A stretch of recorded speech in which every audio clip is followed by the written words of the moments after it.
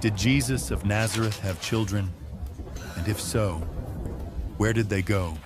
For nearly 2,000 years, whispers of a forbidden gospel have shadowed the pages of history, a story so dangerous that empires rose to erase it. They burned scrolls, they silenced voices, they rewrote the word itself. And yet fragments survived, hidden in desert caves, smuggled in the bindings of books, etched into the stones of forgotten chapels. Tonight, you and I will trace those fragments piece by piece to face the question the Church has never wanted you to ask. What if the Holy Family was bigger than we were told? Take a breath. The storm of that question will rage long enough. For now, we slow our pace, stepping back into the dust and shadow of the first century, where each footprint in the sand leads not only toward Calvary, but perhaps far beyond it. You picture the streets of Jerusalem, a city alive with the hum of trade and prayer. The air smells of olive oil and wood smoke. You hear the clatter of market stalls, the clipped rhythm of Aramaic spoken by passers-by. Somewhere in the distance, the temple bell tolls a sound so deep it vibrates in your ribs. You imagine a young rabbi walking these streets, his cloak brushing against the sun-warmed stones, his eyes carrying the light of something ancient. He is not yet the icon we know. Not yet the crucified Savior staring down from stained glass. Here he is, simply a teacher, a friend, a man. And walking beside him, perhaps not always in sight, perhaps only when the crowds have faded, is a woman whose name will outlive most of the men who wrote the stories. Mary of Magdalene. In the official telling, she is a witness, a devoted follower. For centuries, she was painted as a repentant sinner, her identity reduced to a cautionary parable. But in other accounts, accounts that were buried or discredited, she is more. A partner, a confidant, a woman whose closeness to Jesus challenged the order of things. This is where the official story hesitates, where the ink blurs, where the scroll is missing, where someone has scratched out the line entirely. Historians call it absence. Skeptics call it invention.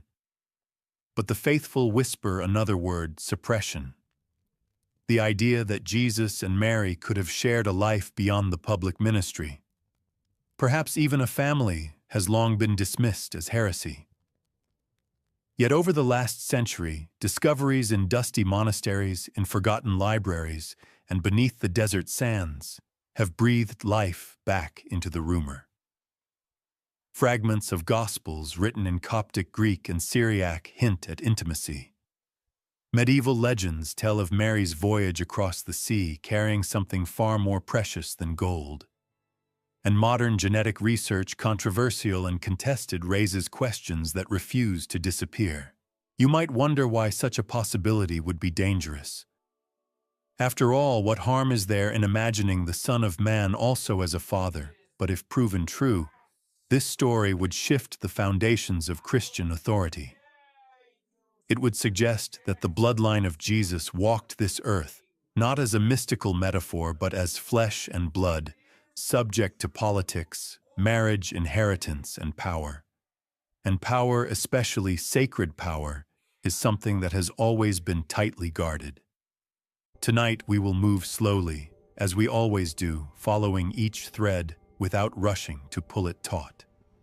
From the shores of Galilee to the crypts of southern France, from papal libraries to archaeological digs, we'll weigh the facts, the legends, and the silences in between. Before we venture further into the shadows, take a moment to subscribe, so you never miss a secret that history has tried to forget. You imagine a name echoing through centuries, like a candle's flicker: Mary of Magdalene. A figure half in light, half in shadow. Her image has shifted like sand in the tide shaped by politics, piety, and the quiet war over the narrative of the earliest church. In the Gospels we still have, she appears without explanation, as if the writers assumed their audience already knew her.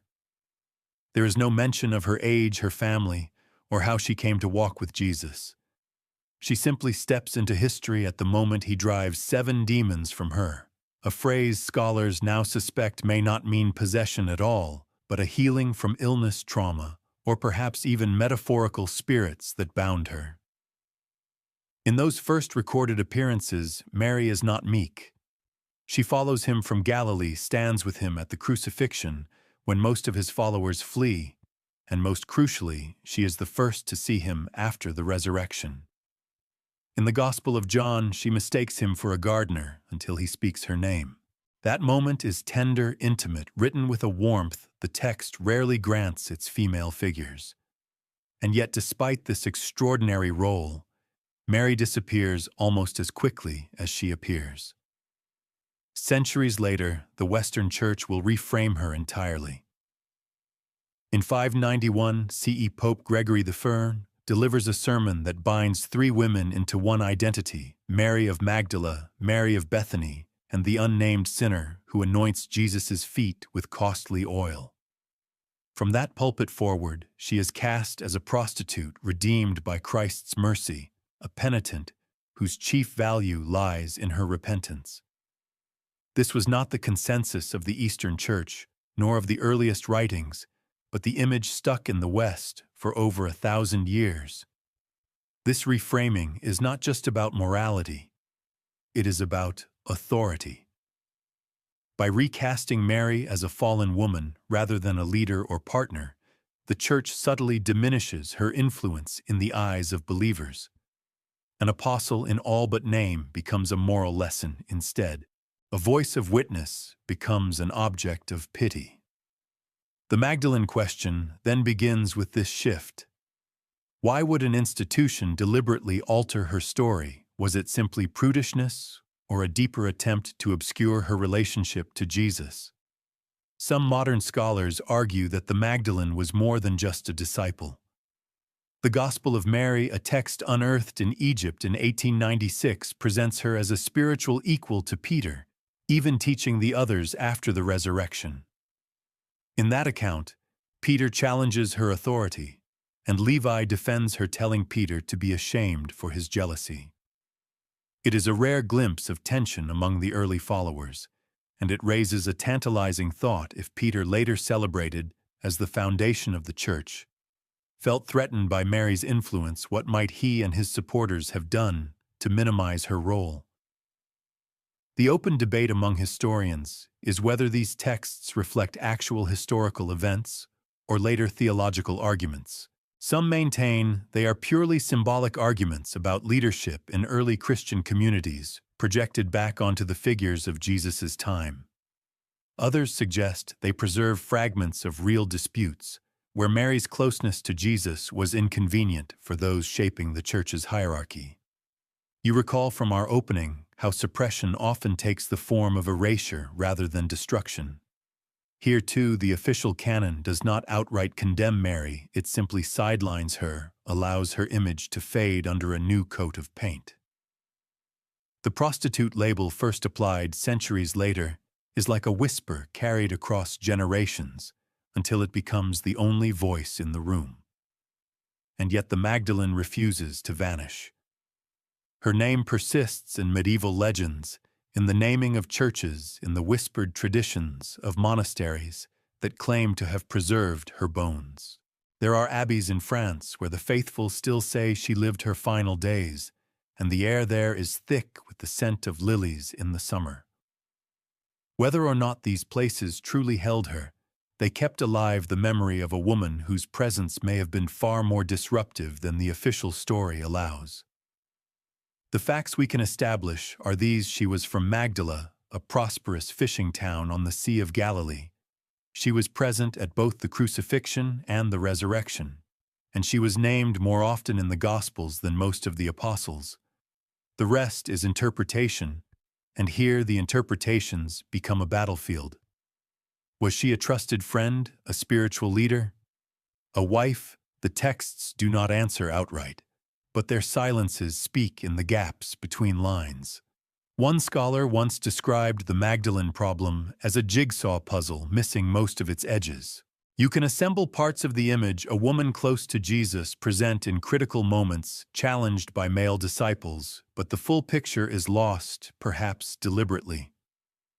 Theories about a marriage, about children, about a shared ministry may seem speculative, but they emerge naturally from the shadows left by the historical record. It is as though the light falls just short of showing us what we most wish to see. You walk now into a quieter chamber of the past. One lined not with marble pillars or gilded altars, but with shelves. Shelves that once held scrolls written in papyrus and parchment inked by steady hands under flickering lamplight. The scent here is of dust and ancient oil, the soft crackle of time folded into brittle pages. This is where the story shifts from living voices to silent gaps, versus missing gospels unaccounted for, letters hinted at, but nowhere to be found. In the New Testament itself, there are signs of these absences. Paul in his letters sometimes refers to correspondence. We do not possess letters to the Laodiceans, or additional instructions that never made it to our Bibles. In the Gospel of Luke, a preface acknowledges that many have undertaken to set down the events concerning Jesus, yet only 4 Gospels were eventually sanctioned as authoritative. What became of the others? Did they perish naturally with age and neglect, or were they deliberately set aside? Church tradition tells us the canon was shaped for theological unity, but behind that polite phrasing lies a messier truth. The early Christian world was a riot of perspectives. Some groups emphasized Jesus' humanity, others his divinity. Some believed in strict asceticism, others in a more worldly engagement. In this cacophony, a text suggesting that Jesus was married, let alone a father, would not merely be controversial. It would undermine the carefully constructed image of a celibate, holy, divine figure. In a time when doctrinal authority meant political authority, that was no small threat. One obscure but persistent example of a vanished work is the so-called Gospel of the Nazarenes, referenced by early writers like Jerome. It reportedly contained passages not found in our Gospels, and though Jerome occasionally quoted from it, the text itself has disappeared entirely. Some scholars suspect it may have preserved traditions closer to Jesus' own community, which, if true, could have included references to his personal life. Of course, suspicion is not evidence, but absence in history often tells its own kind of story. The debates grow sharper when you consider the Gospel of Mark's ending. In its earliest manuscripts, Mark stops abruptly after the women discover the empty tomb. Later versions include resurrection appearances and final instructions, passages believed by many textual scholars to be later additions.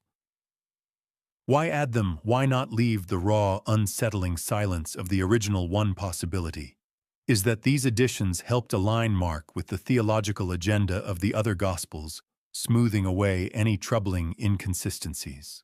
It's not proof of a hidden marriage, but it is proof that the text was not inviolable. There is also the matter of the Gospel of Thomas, recovered in the mid-20th century at Nag Hammadi. This saying's gospel contains no narrative, only brief, often cryptic statements attributed to Jesus. Some sound familiar, others do not. While it does not mention Mary Magdalene directly, its non-canonical status reminds us how many voices were left outside the walls of orthodoxy. In one saying, Jesus speaks of revealing what lies hidden from the foundation of the world. For those seeking traces of a suppressed family, such language becomes an irresistible hint. And then there is the so-called secret Gospel of Mark, which erupted into controversy in the 1970s when a letter attributed to Clement of Alexandria surfaced. This letter described an expanded version of Mark's Gospel, containing passages about Jesus in Bethany, including a scene with a young man that scholars have variously interpreted as symbolic initiation, spiritual instruction, or something more personal. The authenticity of the letter remains hotly disputed. Some call it a forgery. Others argue it fits the texture of early Christian writings. Either way, it fuels the wider suspicion that our canon is curated not just by divine inspiration, but by human hands, with human priorities. When you recall Mary Magdalene's sidelining, the pattern begins to sharpen.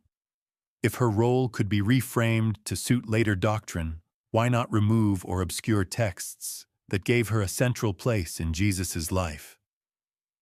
After all, texts are easier to lose than people. A scroll can be burned, a page scraped clean, and overwritten, a single copy left to decay in a forgotten monastery. In some cases, suppression requires no malice, only the quiet decision not to copy a text again. Without replication, parchment dies and the words die with it. The open question that drives this part of the investigation is not whether early Christian writings were lost, that is beyond doubt, but whether the losses were random or targeted. If targeted, the criteria for removal would have been shaped by the theological and political needs of those in power. And here the stakes grow sharper. If even one suppressed gospel had recorded that Jesus took a wife or fathered a child, the entire edifice of clerical celibacy and the Church's mystical monopoly on divine sonship would have been threatened. A modern scholar once compared the early Church's control of Scripture to the way a curator arranges a museum exhibit. What you see is true, but it is not the whole truth. Rooms have been sealed. Paintings have been removed from their frames. You are shown a masterpiece, but not the sketches that reveal the artist's first intentions. The trail from here will lead us deeper into those sealed rooms. And when one of them was accidentally opened in the Egyptian desert in 1945, the air inside carried the scent of a story very different from the one we were taught. You arrive now at a doorway marked not with a lock, but with a language Coptic, the final written form of the ancient Egyptian tongue. The manuscript before you is old, the ink faded to the color of tea stains, the fibers of the papyrus whispering of centuries in the dark. It is here in the pages of what we call the Gospel of Philip that one of the most debated lines in all of Christian Apocrypha waits like a fragment of overheard conversation. This Gospel is not a story in the way the canonical four are stories. It reads more like a series of reflections on theology, sacraments, and mystical union. Its voice is almost dreamlike, jumping from one thought to another, sometimes repeating itself, as if turning an idea over in the light. And then, without warning, it offers a sentence that has fueled entire books, that Mary Magdalene was the koinonos of Jesus, a Greek word often translated as companion, but which in certain contexts can also mean partner or spouse. The passage goes further. In the surviving manuscript, heavily damaged, there is a line describing how Jesus used to kiss Mary often, though the object of the kiss is partly missing, torn away, with the missing fibers of the page. It could say on the mouth, it could say something else. But the suggestion alone is enough to have sent shivers through the theological establishment when this gospel was first studied in the 20th century. Historically, the Gospel of Philip is dated to the 3rd century, likely composed within a Gnostic community. It is not the product of eyewitness testimony, but of theological meditation. Yet it clearly draws upon earlier traditions, and the way it speaks of Mary is unlike the flattened image in the canonical texts. Here she is not the penitent sinner, or even merely the loyal follower. She is someone singled out, set apart, and envied. One fragment tells us that the other disciples asked Jesus why he loved her more than all of them. His answer is missing a silence heavy as stone. The interpretation of this gospel is an ongoing scholarly quarrel. Orthodox defenders argue the kiss was a metaphor for spiritual transmission, a passing of divine knowledge. In the Gnostic worldview, intimate acts often symbolized the exchange of hidden wisdom, not physical romance. but others note that metaphors rarely provoke jealousy unless there is a more tangible dimension to them. The question then becomes, could this be a faint memory of a real human relationship reframed in mystical language? You might recall the suppression we saw in earlier chapters, the reassigning of Mary's identity, the quiet discarding of gospels that did not fit the mold. The Gospel of Philip survived only because a copy was hidden away, buried in a clay jar, with other Gnostic writings near Nag Hammadi sealed from light for over 1,500 years. Had that jar been broken, or the pages consumed by insects, we would never have known these words existed at all. One of the more obscure details in the Gospel is its meditation on the bridal chamber, a mystical sacrament understood by Gnostics as the highest union between the soul and the divine. In this imagery, marriage is not dismissed, but exalted, seen as a parallel to the ultimate union with God. If this was the theology surrounding Jesus in certain communities, the idea of him taking a partner would not have been scandalous. It would have been the perfect enactment of divine mystery. That such imagery surrounds the references to Mary only deepens the intrigue. Some scholars take a cautious stance, pointing out that Gnostic texts often reimagine Jesus and his followers in symbolic dramas far removed from historical reality. To them, the koinonos is simply an emblem of the soul in union with Christ, not a historical wife. Yet others argue that even symbolic stories need recognizable anchors. Why choose Mary of all figures to bear this role? Why not Peter or John or a purely allegorical woman like Sophia? The choice feels deliberate. If you imagine for a moment that the Gospel of Philip preserves a dim echo of an actual relationship, the jealous disciples in its lines become less a poetic flourish and more a very human scene. A small group of men already uncertain about the radical teacher they follow, now confronted with a woman whose access to him surpasses their own. It is not hard to see why later leaders, especially in a church increasingly dominated by male clerical authority, would find it expedient to file such a document away in the shadows. What remains an open question is how widespread this tradition was. Was the Gospel of Philip an isolated Gnostic meditation, or one expression of a broader early Christian memory that simply did not survive the winnowing of the canon? We cannot know for certain. But as with the missing verses of other Gospels, the very survival of this text is a reminder that our picture of the first century is a mosaic assembled from fragments, and some of the most telling fragments are the ones we were never meant to see.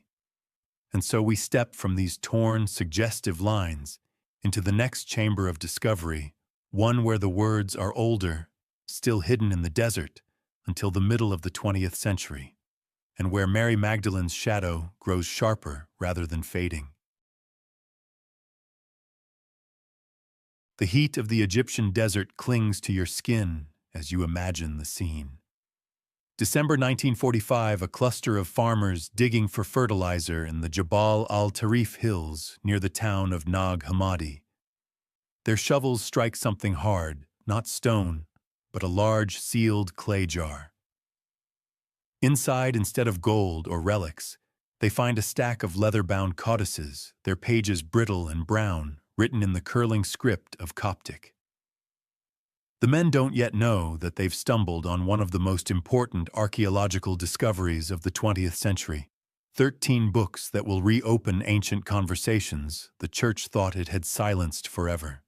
The Nag Hammadi Library, as it came to be called, contains over 50 texts, many of them gospels and treatises from the early centuries of Christianity.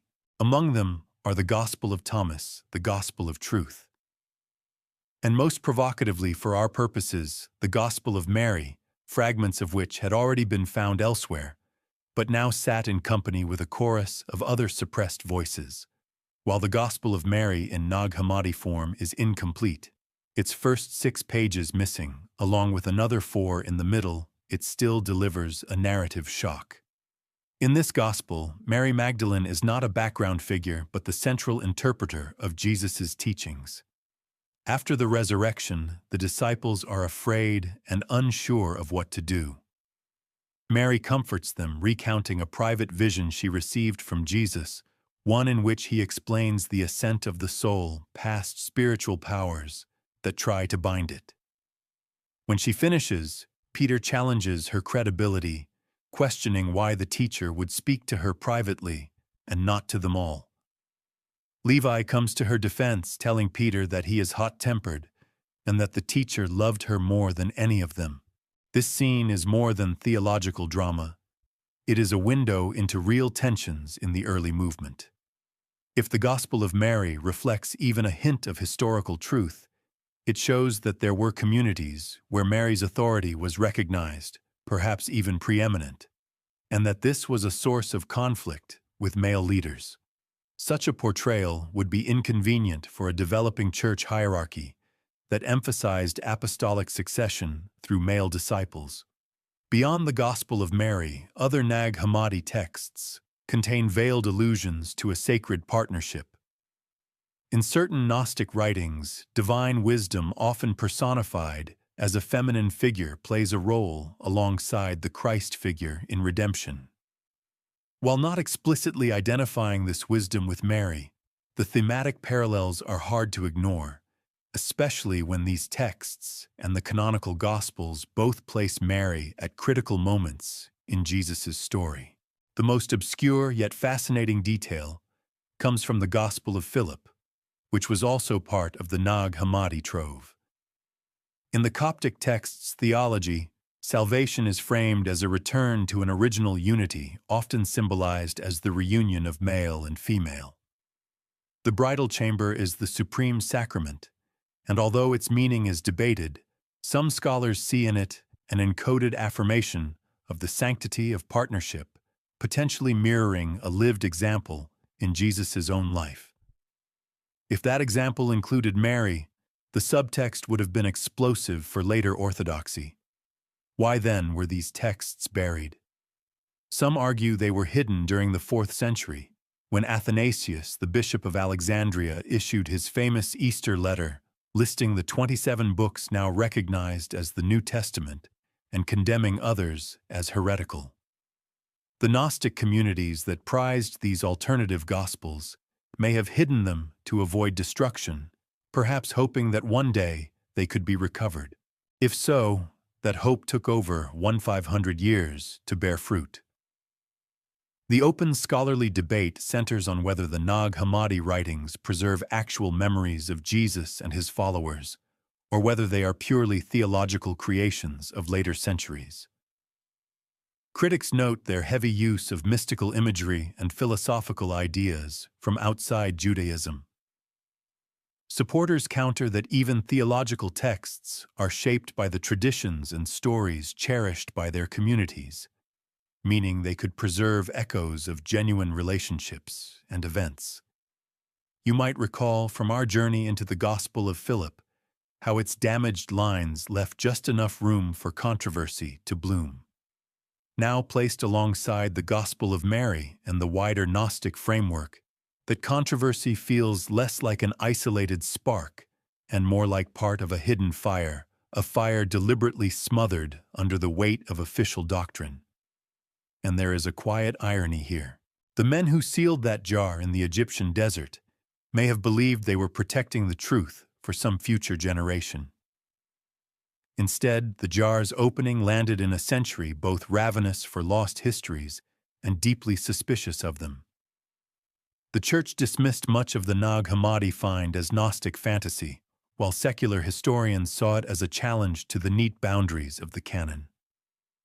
For those of us listening closely, it is neither fantasy nor proof, but an invitation, a reminder that the story of Jesus and Mary Magdalene has always been bigger than the version carved in stone. From the desert caves, we now turn to the streets and homes of first-century Judea, where the rhythms of life carry their own quiet testimony about what was normal, what was expected, and what would have been shocking. You step into the warm dust and narrow streets of a first-century Judean town, its houses pressed shoulder to shoulder like old friends. Above you, the sun blazes against pale limestone walls, casting sharp shadows where children dart and merchants call out their wares. Here life moves to the rhythm of market days, Sabbath rests, and family obligations. In this world, the question is not whether most men marry, it is when. For a rabbi especially, one who gathers followers, the expectation is stronger still. Marriage is not a distraction from holiness. It is part of it. Jewish law and custom in the period make this plain. The Mishnah, codified slightly later, but reflecting long-standing tradition, treats marriage and the raising of children as sacred duties. A rabbi without a wife would have been an oddity, perhaps even a cause for suspicion. The people listening to such a man might wonder what flaw or vow set him apart. While there were ascetics in the Jewish world, such as the Essenes, they lived separately away from the bustling towns and family homes. Jesus, by contrast, moved among the people, eating at their tables, attending weddings, touching the lives of families, in the most literal sense. From this vantage, the idea that Jesus might have been married is not an outlandish fantasy, but a culturally plausible scenario. And if he were married, the most likely candidate, given the texts we have, is Mary of Magdala, a woman who traveled with him, stood by him in his last hours, and appears in multiple Gospels without explanation of her role or status. One obscure historical note comes from the writings of the 2nd century critic Celsus, who attacked Christian beliefs in a work known only through Origen's rebuttal. Celsus mocked Jesus' origins and his followers, hinting at scandal in his personal life.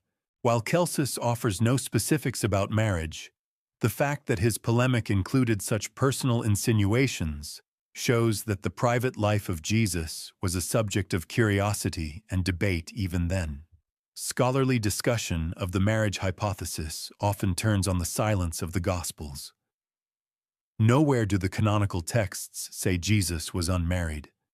In a culture where marriage was normal, such silence could be taken to imply the obvious, that he was in fact married.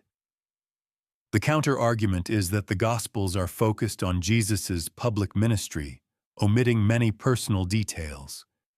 Yet they do record his mother, his brothers, and even specific conversations with women outside his circle. If there were a wife, why omit her entirely? Unless, of course, the editors of these texts found her presence theologically inconvenient. You remember the tensions recorded in the Gospel of Mary, where Peter bristles at her authority and Levi rebukes him. Those exchanges take on a new shade of meaning if Mary's connection to Jesus was not just spiritual, but matrimonial. A wife who also claimed visions and leadership would have posed a direct challenge to male hierarchy, especially to Peter, whose authority would later be enshrined as the rock upon which the church was built. There is also the matter of the anointing. In multiple Gospels, a woman, sometimes unnamed, sometimes identified as Mary, anoints Jesus with costly perfume. In Jewish tradition, such anointing could be a political act, marking someone as king, but it could also be deeply personal, a gesture of love and preparation. The mingling of meanings here is difficult to ignore. Was this simply devotion from a follower or a wife's farewell before an inevitable loss? Modern proponents of the marriage hypothesis often point to anthropological parallels. In many ancient cultures, the figure of the divine or semi-divine husband, paired with a sacred feminine, was central to myth and ritual.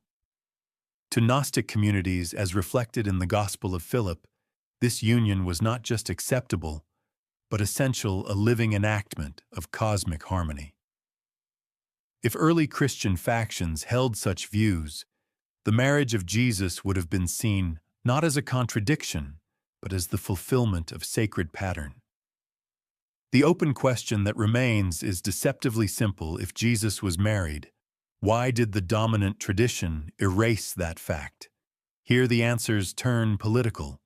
A celibate Christ supports a celibate priesthood, a line of thought that would solidify in later centuries as clerical celibacy became a badge of spiritual authority. A married Christ, especially one with children, would have shifted the locus of sacred authority from church hierarchy to a bloodline. That would have created a competing center of legitimacy, perhaps even a hereditary claim that no bishop could override. The marriage hypothesis, then, is not just about romance, it is about the control of spiritual inheritance.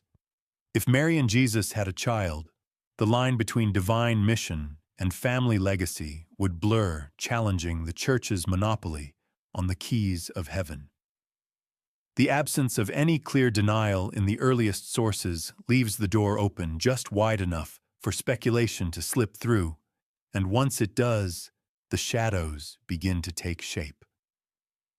From here, those shadows stretch beyond Judea across time and geography into medieval Europe, where whispers of that possible bloodline would resurface in the most unexpected places, woven into the legends of kings, saints, and secret orders. But before that, we must follow the first faint thread of the claim itself, tracing its earliest emergence in recorded history. The first time the theory appears in recognizable form is not in the dusty courts of antiquity, but in the tangled, rumor-soaked chronicles of the Middle Ages. You picture a scribe in a dimly lit chamber hunched over a parchment as candle wax pools beside his inkpot. Outside, a storm presses against the shutters. Inside, the words take shape, hints of a lineage hidden from the world, a secret that, if spoken too plainly, might invite charges of heresy or worse. In the early centuries of the Church, silence about Jesus' private life was maintained with theological consistency. But by the 12th and 13th centuries, a strange current begins to ripple beneath the surface of Christian storytelling. Certain families in southern France, particularly in the Languedoc region, cultivate legends of descent from a sacred origin. The details are never committed to doctrinal texts. They circulate instead through poetry, through the chansons of troubadours, and through the whispered traditions of heretical sects like the Cathars. One obscure but telling clue comes from the writings of the chronicler William of Tyre, who notes that some families in the Crusader states of the Levant claimed noble and even sacred ancestry from the earliest Christian era. While he does not connect them directly to Jesus, the language he uses, emphasizing their most ancient and holy blood, echoes the kind of reverence usually reserved for saints' relics. The explicit suggestion of a bloodline begins to crystallize in the work of later medieval genealogists, and more dramatically in modern reinterpretations of their claims. The idea takes root that after the crucifixion, Mary Magdalene fled Judea, possibly pregnant, eventually arriving in Gaul.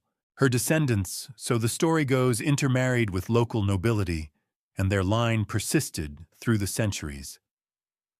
In this telling, the Merovingian dynasty of early medieval France is often proposed as the key vessel for this legacy. What makes the theory provocative is not simply that it claims Jesus had children, but that those children's descendants became enmeshed in the politics of kingship and church authority. If true, this would mean that Christian Europe's history unfolded under the influence, perhaps unknowingly, of Christ's own family line. It would also mean that the Church's denial of such a bloodline was not merely theological, but political, guarding against the destabilizing possibility that earthly rulers could claim divine legitimacy independent of papal blessing. The scholarly debate over the origins of the bloodline theory is fierce. Critics argue that it is a modern fabrication, stitched together from misread genealogies, romanticized medieval legends, and selective use of apocryphal texts. Supporters counter that the sheer persistence of these stories across languages and centuries suggests they are built on some kernel of truth, perhaps distorted over time, but never wholly invented. You might recall how in the Gospel of Philip, Jealousy among the disciples toward Mary was preserved even in a heavily symbolic text. Imagine that tension extended into later generations, disciples' successors wary of a rival authority embodied in a flesh and blood family. That rivalry could explain not only the suppression of certain gospels, but also the nurturing of alternative traditions outside church control. One of the most obscure pieces of circumstantial evidence comes from the medieval cult of Saint Sarah, venerated in the Camargue region of southern France. Local legend says she arrived by boat with Mary Magdalene and other companions. In some versions, Sarah is described as the daughter of Mary, her dark skin and mysterious origins giving rise to her title Sarah la Kali. While historians often interpret Sarah as a symbolic figure representing the Romani people or other marginalized groups, the local devotion to her, as kin to the Magdalene, is difficult to ignore. The open question is whether these scattered traditions represent independent invention or fragments of an older suppressed story that survived in folk memory. Folklore is a stubborn thing. It can preserve details for centuries, even millennia, especially when anchored to specific places. In the case of the Magdalene, the south of France became a kind of second Holy Land in legend, with chapels, caves, and festivals all dedicated to her name. From this emerging tangle of medieval hints, the bloodline theory would eventually be reshaped and popularized in the modern era, where it became both a cultural fascination and a target of academic scorn. But before that transformation, we must follow its trail into one specific royal house, the Merovingians, whose supposed connection to the Holy Family would make them central to centuries of speculation. You can almost hear the slow beat of a war drum as the scene shifts to the shadowed forests and glittering courts of early medieval Gaul. The year is somewhere between the 5th and 7th centuries, and the Merovingians' long-haired kings draped in gold and scarlet rule a realm stretching across what will one day become France and parts of Germany. They are warriors and lawgivers, but their mystique rests on something stranger than battlefield glory. Chroniclers of the time hint that the Merovingian bloodline carries a mysterious, almost supernatural legitimacy, the kind that does not merely arise from conquest. According to the legends later woven around them, this legitimacy comes not from Rome or pagan ancestry, but from a sacred inheritance, the same inheritance whispered about in connection with Mary Magdalene. The most radical version of the story claims that the first Merovingian king, Merovech, was descended through his mother from a bloodline beginning with Jesus and Mary. The link is never spelled out in contemporary records. Instead, it surfaces centuries later in genealogical works that seem designed to hint rather than declare.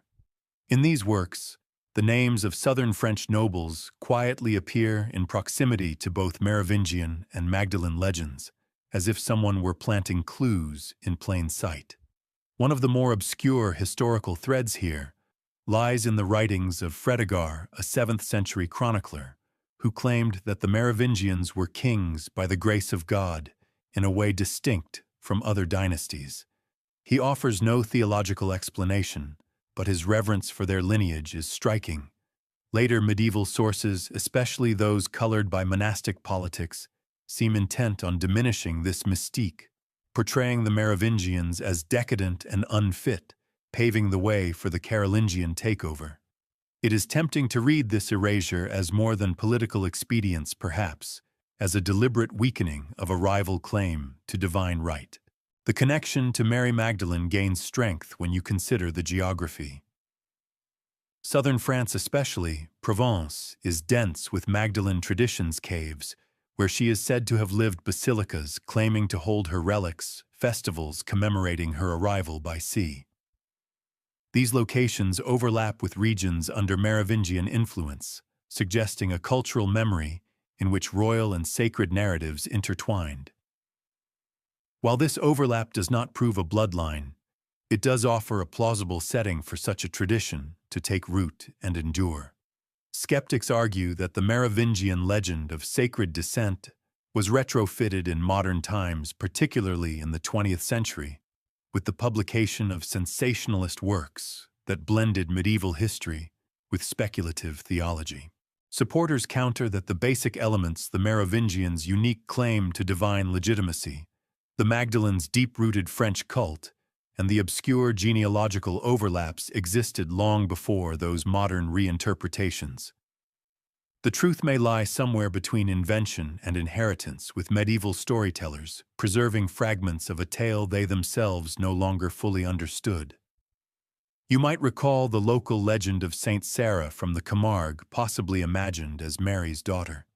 The Merovingian theory folds this kind of tradition into a larger framework. If Mary brought a child to Gaul, and that child's descendants intermarried with local nobility, a line leading to the Merovingians becomes at least a conceivable thread in the historical fabric. Of course, conceivability is not confirmation, but it is enough to make the absence of official recognition feel conspicuous. An even more curious detail emerges when examining the use of certain symbols in Merovingian heraldry. Some accounts, albeit debated, claim that the dynasty employed imagery connected to early Christian fish symbolism and peculiar cross forms more often associated with esoteric Christian sects than with the Roman Church. Whether these symbols were consciously tied to a bloodline claim or were simply part of the broader Christian iconography of the time remains an open question, but their presence adds a tantalizing layer to the mystery. The open debate in academic circles is whether the Merovingian mystique was purely a medieval invention to bolster a dynasty's prestige, or whether it was rooted in some genuinely ancient claim of sacred descent. No contemporary chronicler makes the explicit Jesus-Mary link, but medieval chroniclers were adept at writing around dangerous truths, layering them in allegory and coded reference to avoid charges of heresy. By the time the Carolingians replaced the Merovingians, whatever truth may have lingered in their origin story was buried under both political revision and the slow erosion of oral tradition. But the whispers did not vanish entirely. They would re-emerge in new forms, woven into the legends of the Magdalene's journey from Jerusalem to Gaul, carrying with them the possibility of a holy family in exile. That journey is our next step across the Mediterranean to the shores of southern France. The Mediterranean at dawn is a mirror of rose and gold, its surface calm enough to hide the violence of storms that can rise without warning. You imagine a small boat pushing out from the coast of Judea sometime in the mid-1st century. Its passengers are not fishermen or merchants, but fugitives carrying with them whatever possessions, relics, and memories they can bear. Among them, according to legend, is Mary Magdalene, sometimes accompanied by other women, sometimes by a small group, including Lazarus, Martha, or Joseph of Arimathea. In the more daring versions of the story, Mary is not only a follower of Jesus, but the mother of his child or children, and it is this living connection to him that must be spirited away from Jerusalem. The historical plausibility of such a voyage rests on the chaos following the crucifixion and the growing hostility toward the Jesus movement. If Mary had been especially close to Jesus, closer even than the male disciples, it would not be difficult to imagine her being targeted by both religious authorities and Roman administrators seeking to extinguish the movement's core. Flight by sea would have been both a desperate gamble and a logical escape, placing the fugitives beyond the immediate reach of Jerusalem's political tensions. The earliest detailed versions of Mary's journey to Gaul surface in medieval hagiographies, particularly the Legenda Aurea golden legend of the 13th century, which gathers saints' lives into a sweeping narrative tapestry. There, Mary and her companions arrive in Provence in the south of what is now France, where she eventually retreats to a cave at Saint-Baume, living in penitence until her death. These accounts emphasize her saintliness, but are silent about any children, perhaps a necessary omission, to preserve her sanctity in the eyes of a celibate church. An obscure but telling variation of the legend comes from the traditions of Sainte-Marie de la Mer, a fishing village on the Camargue coast. Here the story shifts subtly. Mary Magdalene arrives not alone, but with two other Marys, Mary Salome and Mary Jacobe, and with a dark-skinned young woman called Sarah. Some local versions identify Sarah as a servant, others more intriguingly as a daughter. The festival in her honor has been celebrated for centuries, long before modern writers linked her to any bloodline theory. The journey from Jerusalem to Gaul was not beyond the means of first-century travelers. Trade routes connected the eastern Mediterranean to the ports of Massalia, modern Marseille, and Narbonne. Jewish communities already existed in parts of Gaul, providing possible points of refuge. If Mary's voyage occurred, it would have followed paths known to traders and exiles alike. Skeptics argue that the story is purely symbolic, a way for medieval Christians in France to claim a tangible connection to the New Testament. They see the arrival narrative as an invention designed to sanctify local shrines and attract pilgrims. Supporters counter that, like many migration legends, it may contain a core of truth, later embellished to fit theological and cultural agendas. The fact that these traditions anchor themselves to specific places, caves, chapels, coastal villages, gives them the stubborn persistence of rooted folklore. You might recall from the Merovingian connection how southern France became a nexus for Magdalene devotion. The arrival legends form the foundation of that cult, explaining how her relics, and possibly her descendants, came to be associated with the region. If a child did arrive with her, and that child's lineage merged into local nobility, the soil for the later bloodline theory was already prepared. One of the most obscure details appears in a 10th-century monastic chronicle from Vézelay, which claimed possession of Mary's relics. The monks there told of her burial in the south, but added that her body had been translated north in later centuries. Though framed as a story about relics, the chronicle contains an odd aside about companions who remained in the south and whose descendants prospered greatly. The passage is so brief and so cryptic that it is easy to overlook, but for those who suspect a hidden family, it reads like a sliver of guarded memory. The open question is not whether Mary Magdalene could have reached Gaul, that is logistically straightforward, but why her story took such deep root there, and not in other places she might have fled. Was Provence chosen simply for its geography, or was it the destination because it offered protection among sympathetic allies, perhaps even kin or political contacts arranged before her departure? From this point in the legend, the trail bends inland into the rugged hills and remote villages of Languedoc, where in later centuries a priest would stumble into a mystery involving hidden wealth-coded parchments and whispers of a bloodline guarded in plain sight.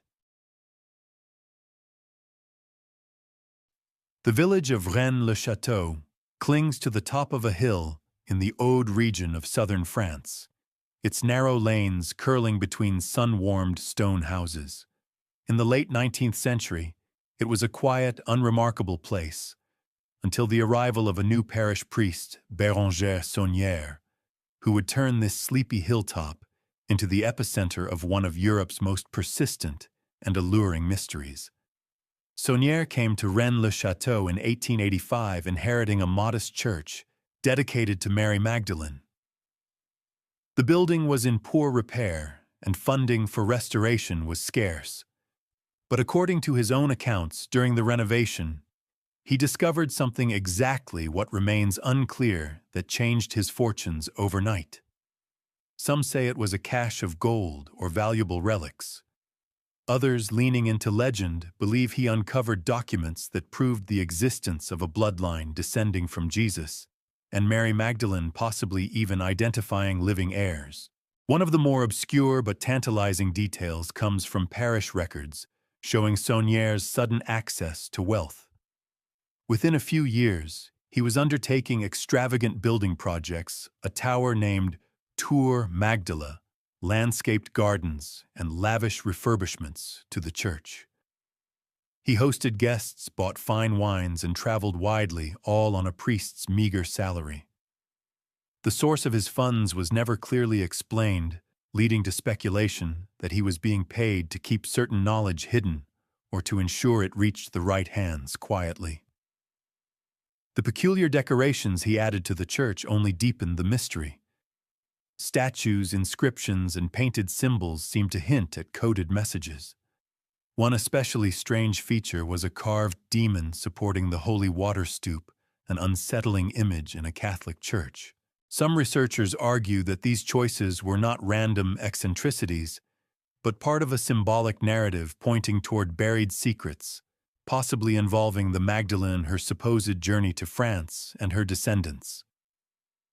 You might recall from the previous chapter how the south of France became saturated with Magdalene traditions.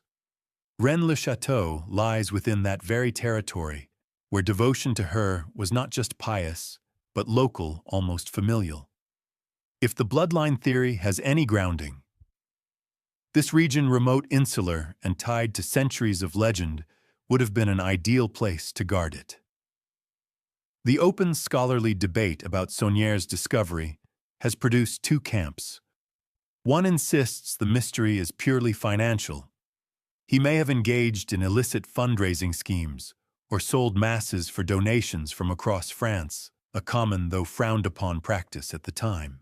The other camp believes the scale of his sudden wealth and his enduring secrecy point to something far more extraordinary, knowledge so sensitive that it would have been worth a fortune to protect, suppress, or control. The most obscure thread in this tangle comes from the testimony of villagers who, long after Saunier's death, recalled hints he dropped about kings in hiding and treasures greater than gold. While these could be the self-mythologizing of an eccentric priest, they fit uncomfortably well with the notion of a buried royal or sacred lineage. There is also the question of the parchments. Some accounts, many published only decades later, describe Saunier finding documents in hollow pillars within the church. These documents allegedly contained genealogies linking the Merovingians to a line stretching back to the time of Christ. Whether these parchments ever existed is fiercely debated, but the idea of their existence has fed into a century of speculation novels and conspiracy theories. One curious callback here is to the Merovingian mystique we discussed earlier. If Saunier did find genealogical records connecting local families to that dynasty, and if those records implied a Magdalene connection, then his sudden enrichment might make perfect sense, not as a payment for silence in the abstract, but as a direct transaction to ensure those documents never entered the public domain. The unanswered question is whether any physical evidence from Saunier's supposed discovery survives today. The trail is complicated by his death in 1917 and the destruction or dispersal of many of his personal papers. Some believe items were quietly passed to the church, others that they entered private collections, vanishing into the vaults of those with both the means and the motive to keep them locked away. Whatever the truth, Rennes-le-Château remains a touchstone for modern seekers of the Magdalene bloodline.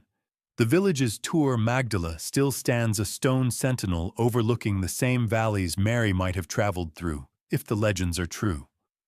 And from this small hilltop mystery, the theory would make its leap into popular imagination, not through archaeology or theology, but through a literary and cultural wave that predated even the Da Vinci Code.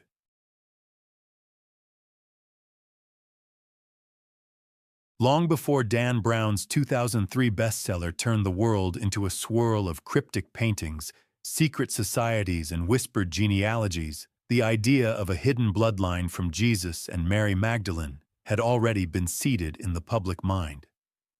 Its roots in modern pop culture can be traced back at least to the 1960s and 70s, when a peculiar blend of amateur history, investigative journalism, and romantic speculation began to repackage medieval legends for a new audience. The pivotal work here was Holy Blood, Holy Grail, 1982, by Michael Bagent, Richard Lee, and Henry Lincoln. This was no novel. It presented itself as a non-fiction investigation, complete with footnotes, genealogical charts, and a sweeping theory linking the Magdalene to the Merovingians via her supposed flight to Gaul. But even Holy Blood, Holy Grail had predecessors. Lincoln had first explored these ideas in a series of BBC documentaries in the 1970s, inspired by the Rennes-le-Château mystery and local claims of a secret treasure guarded by an elite brotherhood. One of the more obscure earlier seeds can be found in the work of Louis Charpentier, whose The Mysteries of Chartres Cathedral, 1966, suggested that the building's intricate symbolism encoded esoteric knowledge about sacred lineage and feminine divinity. Charpentier never claimed outright that Jesus and Mary had children, but his emphasis on hidden messages and suppressed traditions created fertile ground for later more explicit theories. In these pre-Da Vinci Code years, the bloodline theory circulated in a curious half-light, too speculative for academia, too historical for pure fiction. The literary mood of the time, influenced by post-war skepticism toward authority, gave readers permission to imagine that the Church might have hidden uncomfortable truths for centuries. This was an era fascinated by suppressed documents, whether the Dead Sea Scrolls or CIA files, and the Magdalene bloodline fit neatly into that cultural appetite. You might recall from the Rennes-le-Château chapter how the idea of hidden parchments containing genealogies became a core element of Saunière lore. Holy Blood, Holy Grail amplified this, claiming that those parchments had been linked to a shadowy organization called the Priory of Sion, a supposed secret society dedicated to protecting the bloodline and its heirs. While later investigation revealed that much of the priory's history was a hoax concocted in the 20th century by Pierre Plantard, the very existence of planted documents reinforced the idea that someone somewhere wanted the world to believe the bloodline was real. One of the most intriguing and often overlooked details in these earlier works is how they wove art history into the theory. Paintings by Renaissance masters like Leonardo da Vinci and Poussin were scrutinized for hidden symbols, feminine figures seated beside Christ at the Last Supper, odd landscapes containing clues to specific French locales, and allegorical compositions that supposedly whispered the truth to those who knew how to read them. These interpretations were speculative to the point of fantasy, yet they gave the theory an aesthetic texture that pure historical argument could not achieve. The open scholarly debate during this period largely dismissed these works as pseudo-history. Academics pointed out that genealogies could be forged, symbols could be interpreted in countless ways, and medieval legends were notoriously unreliable as sources for events a millennium earlier. But even as historians tried to close the case, the public imagination kept it open. There is a peculiar stubbornness in the human mind when it comes to stories that blend romance secrecy and the possibility of overturning established power. One callback here is to the Nag Hammadi texts we explored earlier. Just as those manuscripts gave voice to alternative Christianities suppressed by the Orthodox canon, these modern works offered a counter-narrative to the Church's account. Neither could be wholly proved, yet both occupied the same liminal space where history meets myth and where absence of evidence is taken by some as evidence of deliberate suppression. By the time the Da Vinci Code exploded onto the bestseller lists, the bloodline theory was no longer an obscure curiosity. It was a well-trodden path mapped out decades earlier by researchers, storytellers, and a few outright fabricators. Brown's novel simply brought it to the masses, but the scaffolding had been in place for a long time, built from a mixture of genuine historical puzzles, romanticized local legends, and an enduring suspicion that the Church might not have told the whole story. From here, our investigation must turn to a much older form of censorship than any modern bestseller or BBC documentary, an official, centuries-long effort to decide which books the faithful could read and which truths would remain forever locked away. Imagine a library that stretches not only in space but in time, a place where shelves hold manuscripts inked by hands long turned to dust. Now imagine that many of those works are locked away, not because they are lost to history, but because someone decided you were not meant to read them. That, in essence, is what the Catholic Church's Index Librorum Prohibitorum, the Index of Forbidden Books, represented for nearly 4 centuries. First published in 1559 under Pope Paul IV, the Index was designed to protect the faithful from heresy and moral corruption. On its surface, it was about keeping dangerous ideas at bay, writings deemed theologically unsound, politically subversive, or morally scandalous. But when you scan through its long, ever-expanding lists, a subtler pattern emerges. Many of the banned works touch directly or indirectly on alternative interpretations of Christian origins, Gnostic ideas, or unorthodox views of Jesus and Mary Magdalene. One obscure but revealing entry is the 17th-century condemnation of the works of Ludovico Maria Sinistrari, a theologian whose writings, while focused on angelology and demonology, made passing references to apocryphal traditions about Mary. The official reasoning for his inclusion on the index was not directly tied to Magdalene material, yet the fact that such references were swept up alongside his more esoteric content suggests a zero-tolerance policy toward anything that might challenge the canonical narrative. You might recall from earlier how certain Gospels, Philip, Mary, and Thomas, were excluded from the New Testament.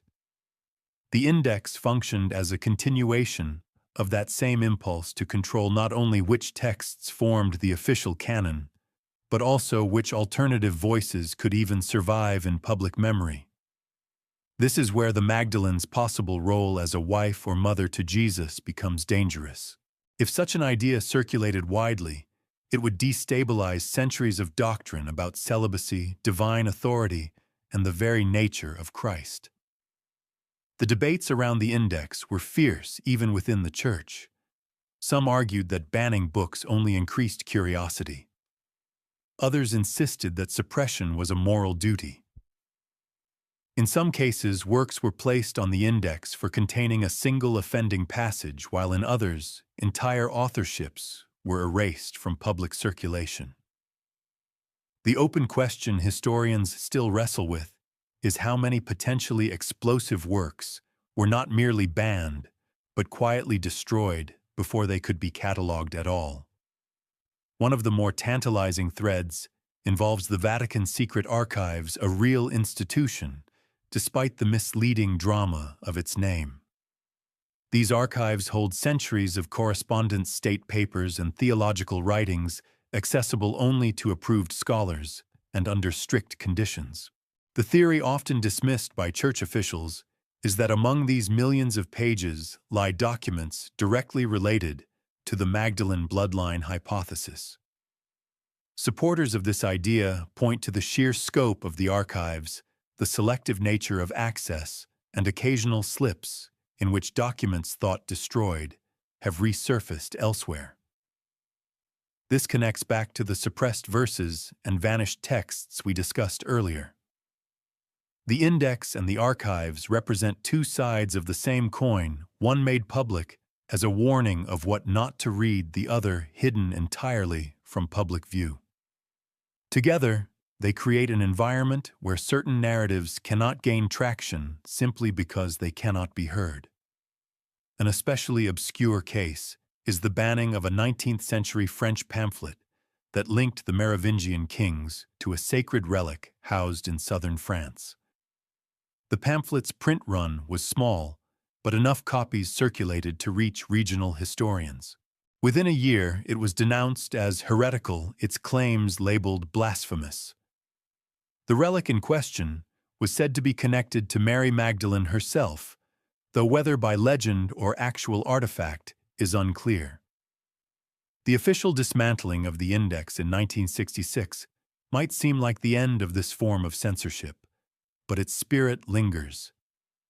Books can still be discouraged by church authorities, and access to certain archival materials remains restricted. The result is that while the index is no longer updated, the boundaries of acceptable theological inquiry remain carefully patrolled.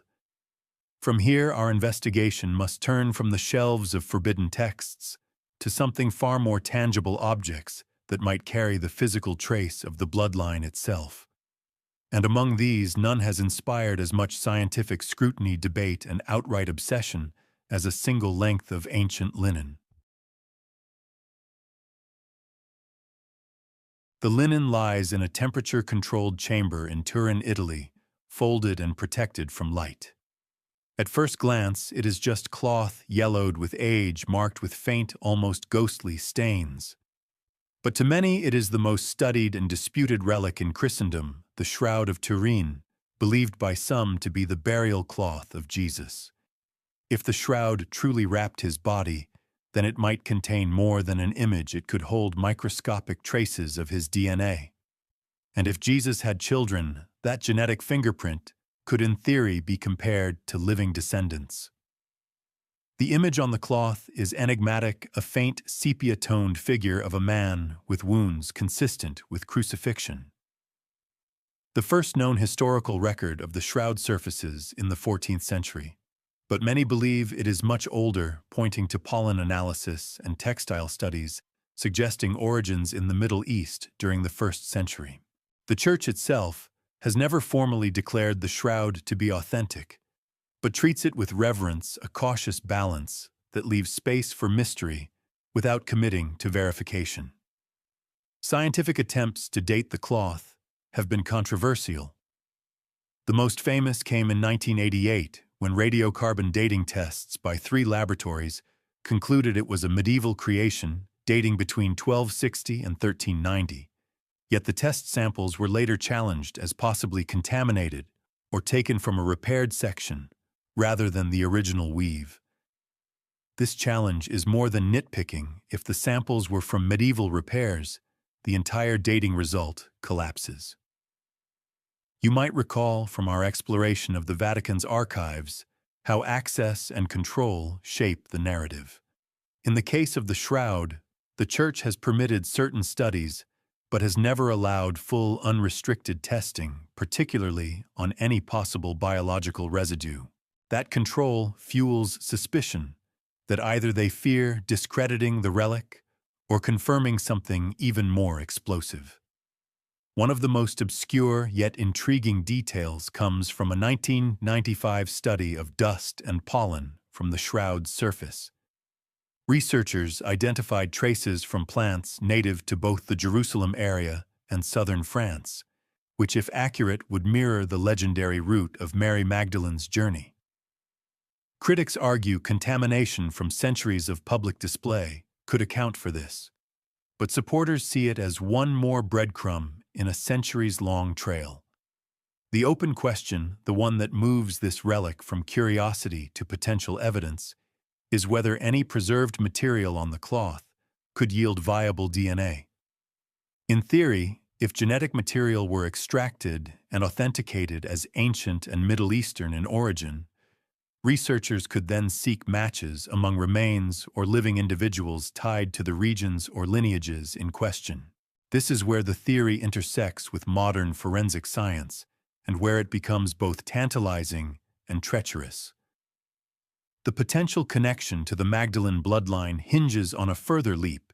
If the shroud contains Jesus' DNA, and if that DNA could be matched to remains believed to belong to his descendants, perhaps buried in southern France or even among Merovingian tombs, it would provide the closest thing to hard proof the theory has ever had. But that chain of evidence is fragile. One missing link, one compromised sample, and the entire hypothesis unravels. This brings us to another relic far less famous than the shroud, but possibly even more direct, a small limestone box inscribed in Aramaic that may once have held the bones of someone who called Jesus his brother. If authentic, it could be the next step on our trail, a step from which there might be no turning back. It is small enough to fit on a table carved from pale limestone, weathered but intact. On one side, in faint Aramaic script, the inscription reads, "James, son of Joseph, brother of Jesus." This is the James ossuary, a first-century bone box, that if genuine may be the only archaeological artifact directly naming Jesus of Nazareth. In the context of our investigation, it matters for one electrifying reason. If bones once lay inside that box, they could carry the DNA of Jesus's family. And if we had that DNA, the possibility of tracing a bloodline would no longer be just a matter of theory. The ossuary surfaced publicly in 2002, though it had been in a private collection for decades. Almost immediately, it set off a storm in both religious and academic circles. Supporters hailed it as a monumental discovery, the first physical link to Jesus's own household. Skeptics suspected a forgery, pointing out that the inscription could have been altered in modern times. The Israel Antiquities Authority eventually charged the ossuary's owner, Oded Golan, with forgery. Years of trials followed, with experts arguing over tool marks, patina layers, and linguistic quirks. In 2012, the court acquitted Golan of forgery charges, stating that the authenticity of the inscription could not be definitively disproven. That is not the same as proving it real, but it left the door open. For those invested in the Magdalene bloodline theory, this was enough to imagine the next step. If James was truly Jesus's brother, then the box may have contained DNA that could in principle be compared to other ancient remains. One of the more obscure but fascinating details in the ossuary debate comes from a microscopic analysis of its surface patina, the thin mineral crust that forms over centuries. Tests found traces of this patina inside the carved letters, suggesting they were not a modern addition. However, detractors argue that patina can be artificially induced or transferred, especially if an ancient box was tampered with in antiquity or modern times. You might recall from our discussion of the Shroud of Turin how the possibility of DNA extraction hovers like a ghost over every relic linked to Jesus. The same is true here, but with an added complication. According to Jewish burial customs, ossuaries often held only the cleaned bones, which were later reburied or relocated. If any bone fragments or residue survived inside the James ossuary, their removal and testing would require both legal and religious permissions, not to mention unprecedented cooperation between scientific teams and the custodians of such a sacred object. The open scholarly debate is whether the brother of Jesus phrasing is significant or coincidental. James, Joseph, and Jesus were all extremely common names in first-century Judea. In a purely statistical sense, this could simply be another James whose father was named Joseph and who had a brother named Jesus.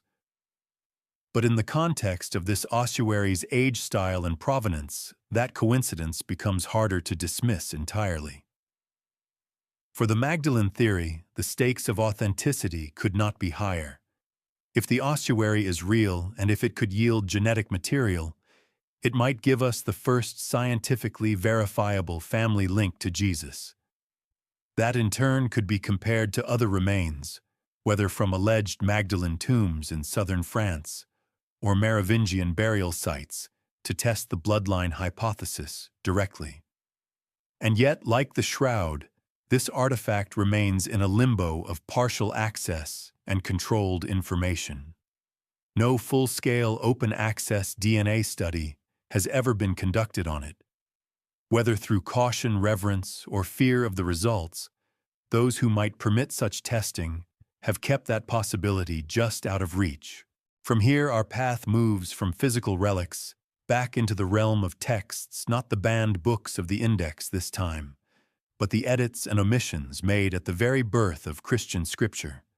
If the Magdalene bloodline was ever a part of the original story, we might expect to see traces of it not in what was preserved, but in what was deliberately cut away. In the centuries after Jesus' death, the Christian movement was not a single unified voice, but a chorus of competing interpretations. Dozens of Gospels, letters, and revelations circulated among communities from Jerusalem to Alexandria to Rome. The eventual official version of the New Testament was the product of deliberate selection and, just as importantly, deliberate omission. Those who guided this process are remembered as the Church Fathers, theologians, and bishops whose decisions shaped the faith for millennia. But shaping a canon meant editing, and editing meant choosing which parts of the story would survive and which would vanish into silence.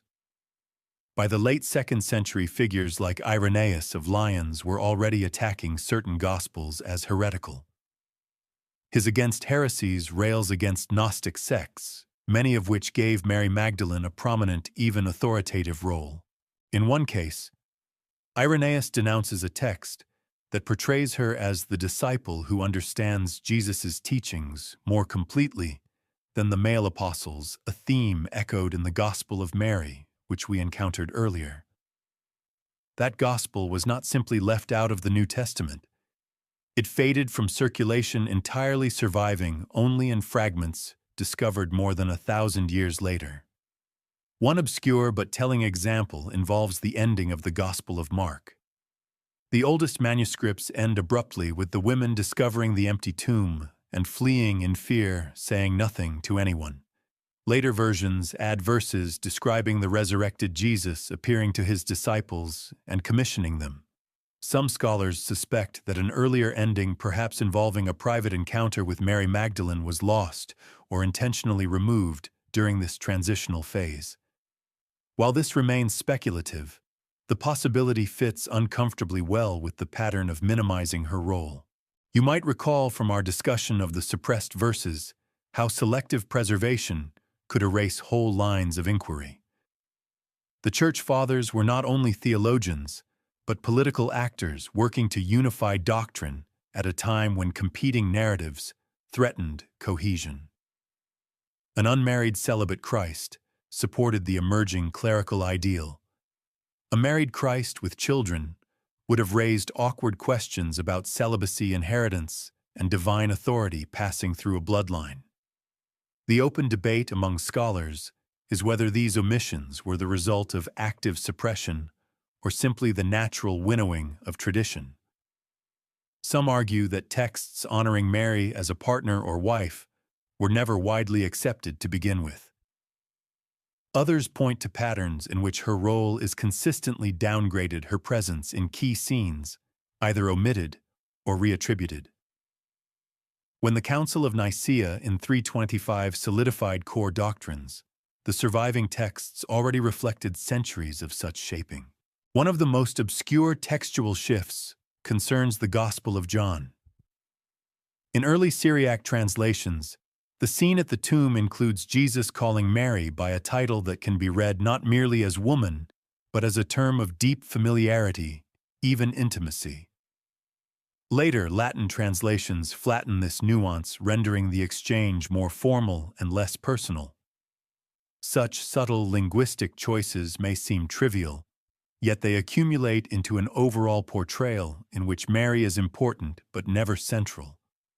Never the kind of figure around whom a bloodline legend could plausibly grow. This editorial pruning parallels the architectural work of building a cathedral.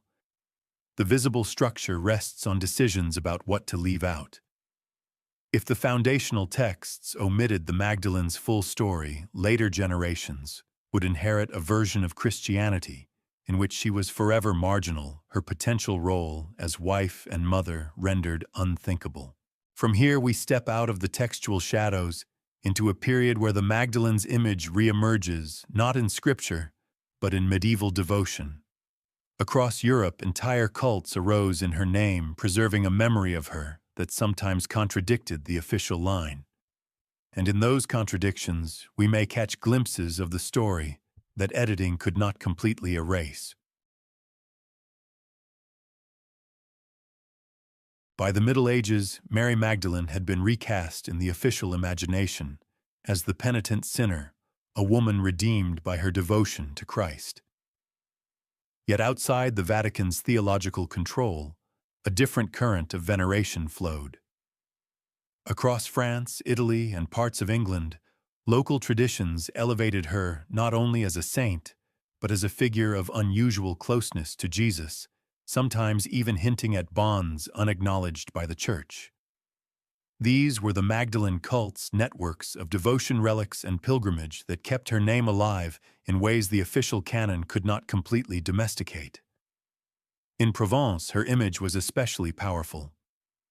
The basilica at Saint-Maximin-la-Sainte-Baume claimed to house her relics supposedly discovered in 1279 in a marble sarcophagus. The find was accompanied by a papal bull affirming its authenticity, a striking reversal from earlier centuries, when her presence in Gaul was treated more as legend than fact. Pilgrims flocked to the site, climbing the rocky path to the cave at Sainte-Baume, where she was said to have lived her final years.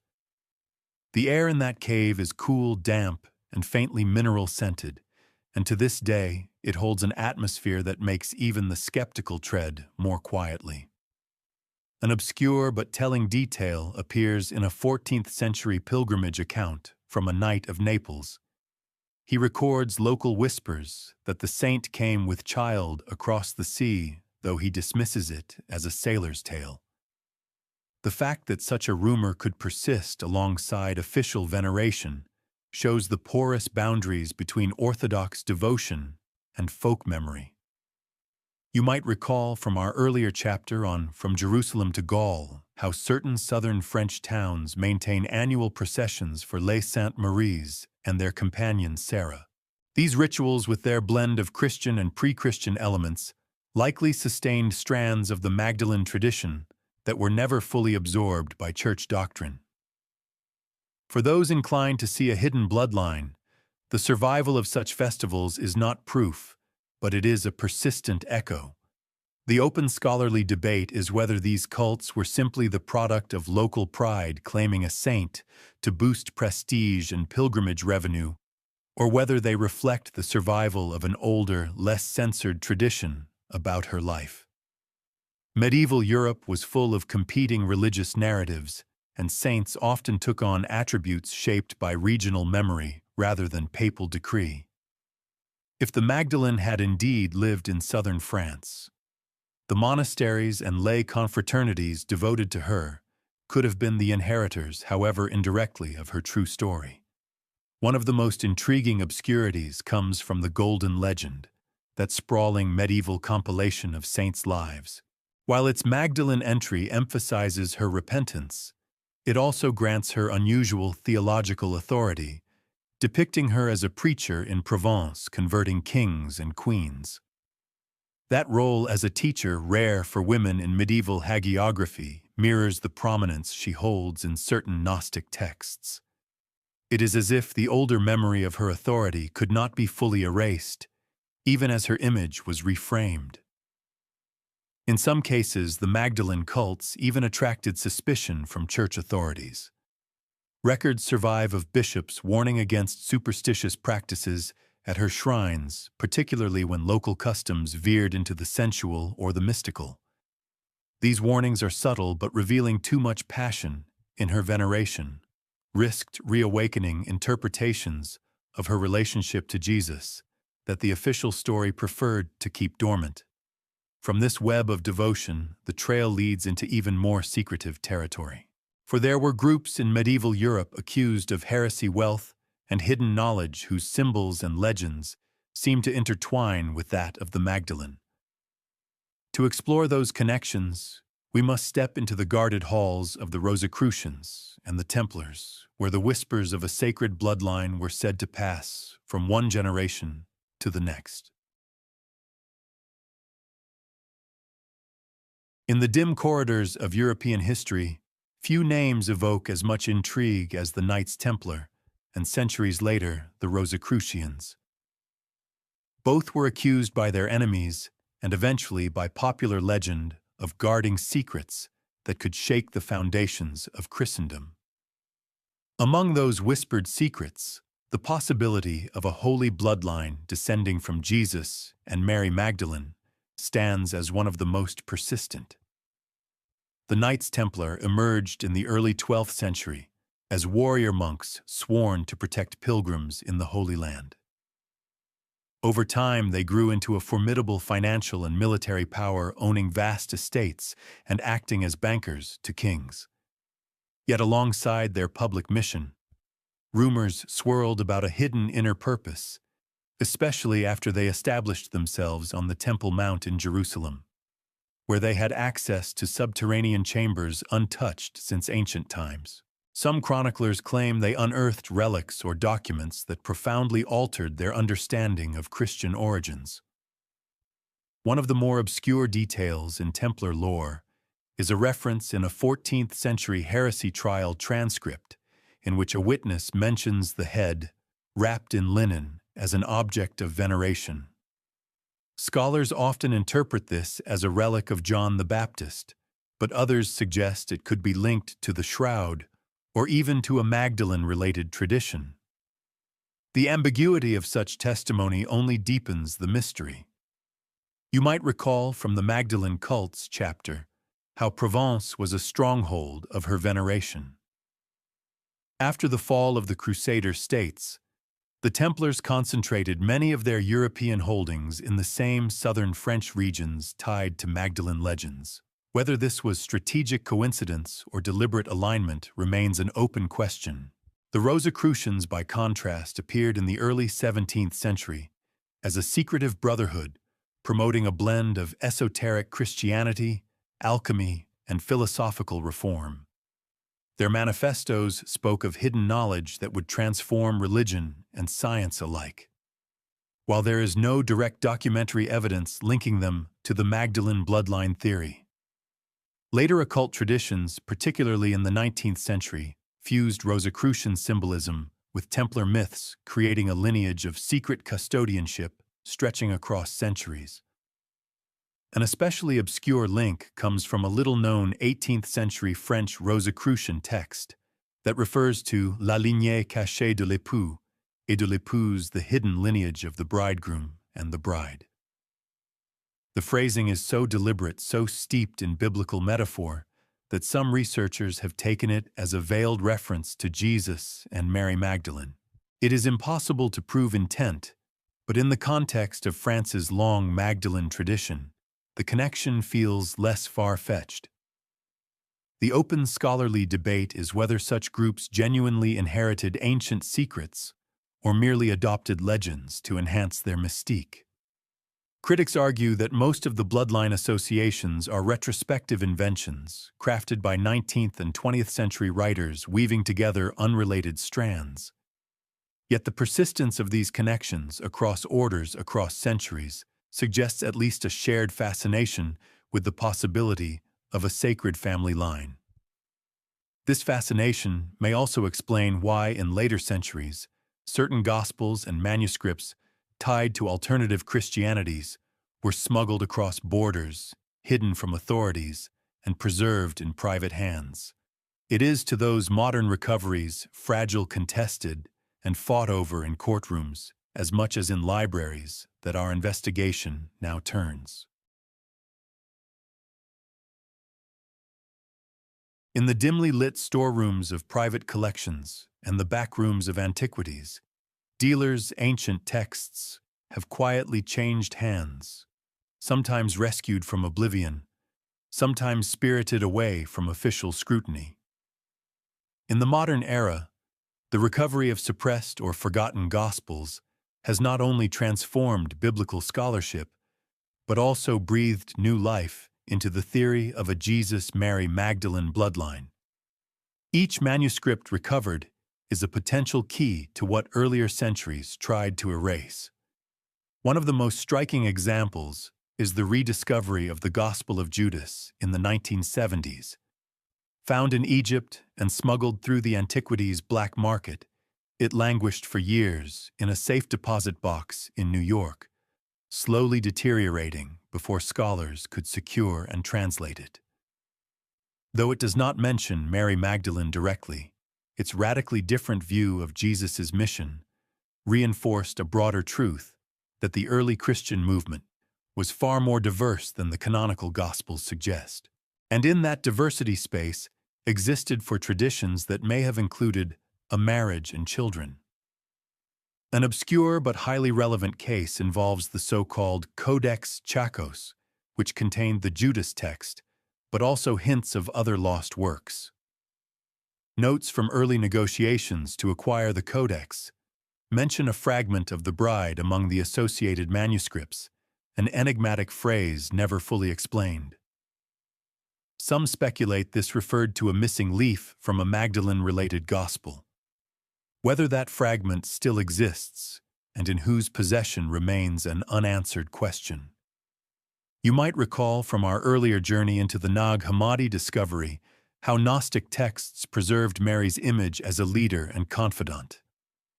In modern times, similar finds have been scattered rather than centralized often, because those handling them feared confiscation by state authorities or ecclesiastical bodies.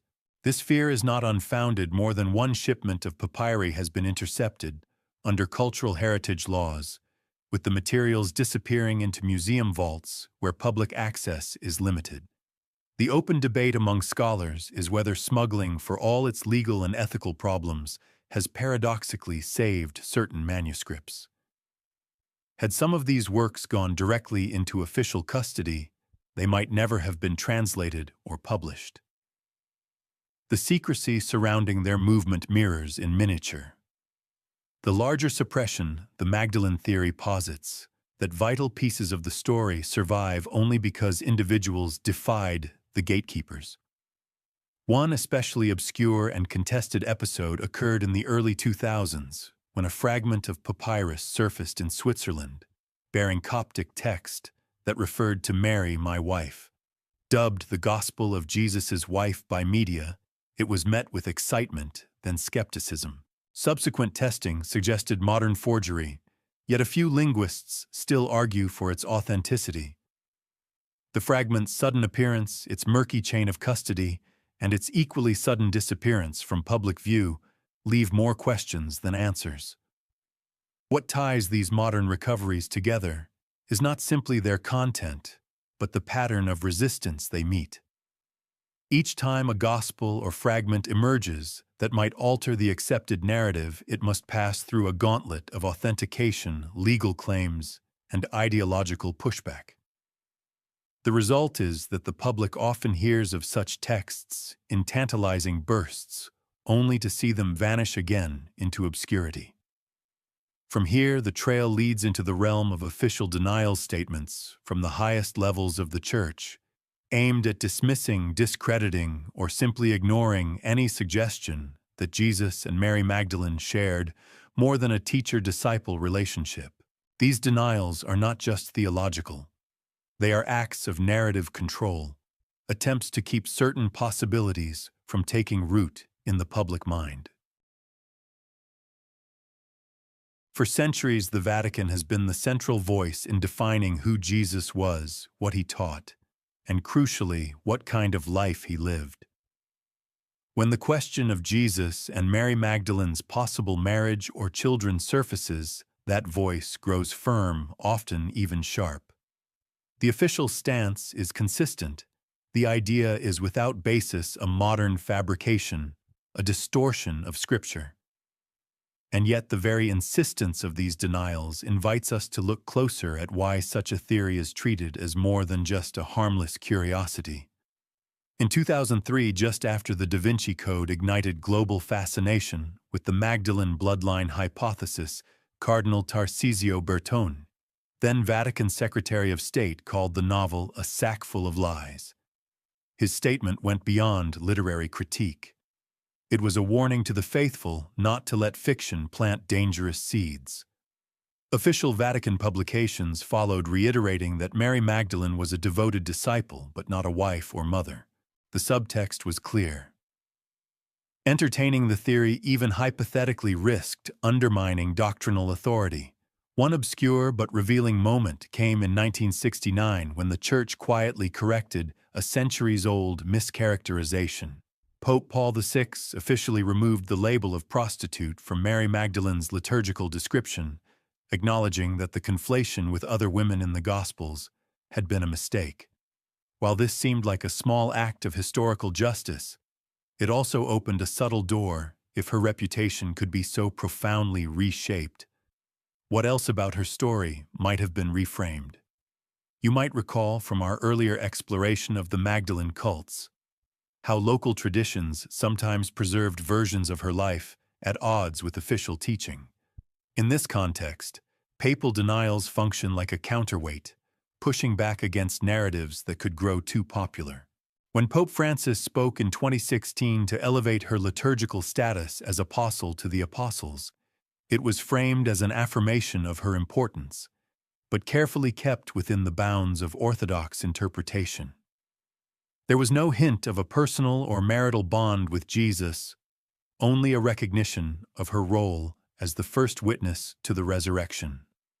The open scholarly debate is whether such denials are purely theological, rooted in a genuine conviction that Scripture and tradition exclude the possibility, or whether they also serve a practical function in preserving institutional stability. Acknowledging even the potential for a bloodline would force a rethinking of centuries of teaching on celibacy, priesthood, and divine authority.